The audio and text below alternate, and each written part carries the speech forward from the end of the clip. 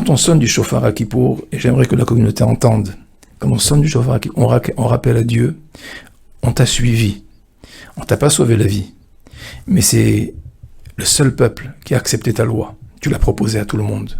Tout le monde t'a dit qu'est-ce qu'il y a marqué dedans. Est-ce que c'est adapté? Est-ce que ça convient? Est-ce que c'est pas difficile?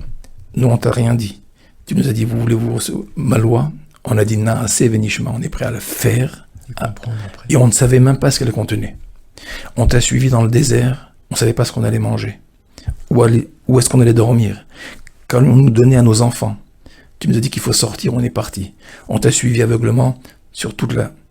Alors toi, Hachem, nous, on rappelle avec le son du chauffard ce moment de l'alliance, où on était prêt. Alors c'est vrai, on vient avec nos grosses bottes, avec notre manteau sale de péché, de faute et d'égarement. C'est vrai, on n'a pas été parfait. C'est vrai, on n'est pas bon. C'est vrai, mais c'est nous. C'est nous qui avons essayé de te suivre. Alors à Kippour, qu'est-ce qu'on va faire? Quand on entend, on rappelle ça à Hachem, on va dire maintenant, Hachem, tout est dur, mais je voudrais renouveler cette alliance. Comment? Je vais prendre sur moi quelque chose. Un schéma Israël, un téphilin, je vais allumer les nérotes, je vais peut-être donner à mes enfants un petit peu plus d'identité juive, je vais faire quelque chose parce que je veux renouer l'alliance d'antan, maintenant ce soir à Kippour, au moment où on entend le chauffard. Et je suis sûr que chacun de nous allons bien sûr vous écouter et mettre ce projet à exécution, parce que chacun de nous doit faire un effort pour nous, pour l'ensemble, pour nos familles, et bien sûr pour nos otages et pour tous les Chayalim, et avec la main de Dieu, tout ça va rentrer dans l'ordre, j'en suis certain. Rav, le temps est passé tout seul, tout vite, donc je vais vous laisser quand même présenter les vœux à la communauté. Vous avez une petite minute. Une petite minute, c'est très difficile, mais mes vœux sont simples.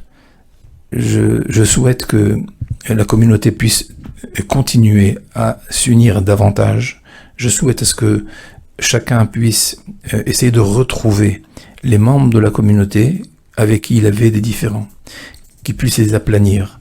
Beaucoup de familles sont éclatées parce que il y a des différends familiaux, des couples qui ne s'entendent pas parce que on n'a pas réussi à mettre en place un vrai projet de couple, que toutes ces différences, tout ce qui nous écarte, s'éloigne de nous.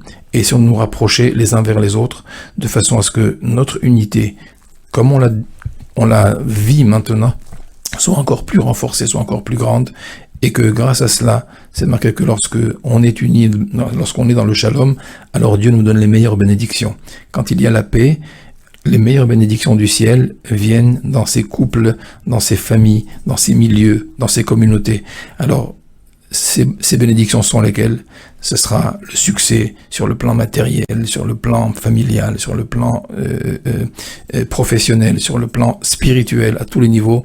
Qu'Hachem fasse que vous puissiez avoir une année de bonheur, une année bénie dans tous les sens, dans tous les domaines, et qu'on puisse vraiment, vraiment très vite nous réjouir tous ensemble, parce que la libération des otages sera Bezrat Hashem une chose faite, parce que les soldats Bezrat Hashem reviendront tous en paix chez eux, que le mal, comme j'avais dit le soir, que le mal soit éradiqué, que le monde comprenne que tout ce que le peuple juif veut, c'est essayer de faire du bien autour de lui, et on voudrait que le bien et le tov puissent triompher.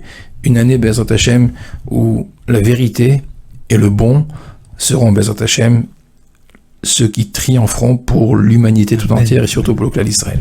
Voilà, merci beaucoup Monsieur le Grand Rabbin. Juste un petit mot, Émile, je présente moi aussi à mon tour les vœux de la communauté, et comme chaque année je vous souhaite une chose toute simple, la chose la plus belle, la plus riche du monde, et en même temps la plus facile à obtenir peut-être, c'est prenez du temps. Voilà, prenez du temps pour vous, prenez du temps pour vos enfants, pour vos parents, allez les embrasser si vous les avez encore, vos grands-parents, voyez grandir vos enfants, prenez le temps d'étudier, prenez le temps d'écouter, prenez le temps de vivre, et ne courez pas sans arrêt, après simplement le besoin de gagner de l'argent qui, lui, il vient. Donc, prenez le temps d'exister, et surtout ne laissez personne seul pendant ces fêtes. Invitez autour de vous des veuves, des divorcés, des étudiants.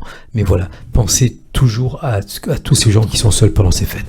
Je vous souhaite une bonne fin de semaine, un bon Kippour à tous. Merci, merci, des belles choses, et à très bientôt, j'espère.